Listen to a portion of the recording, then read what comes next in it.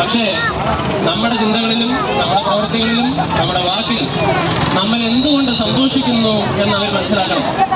നമ്മൾ സന്തോഷിക്കുന്നത് നമുക്ക് ഒരു രക്ഷകൻ പിറന്നതുകൊണ്ടാണ്. ഇത് നമ്മൾ മറക്കരുത്.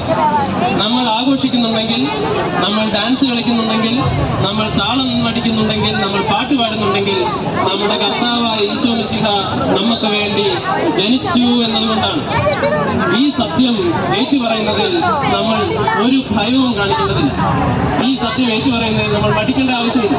ഈ സത്യമാണ് ഇന്ന് ഈ കുഞ്ഞുങ്ങൾ മുതൽ നമ്മളെല്ലാവരും ഏറ്റുപറയുന്നത്. നമുക്ക് വേണ്ടി ഒരു രക്ഷകൻ പിറന്നു എന്നുള്ളത്.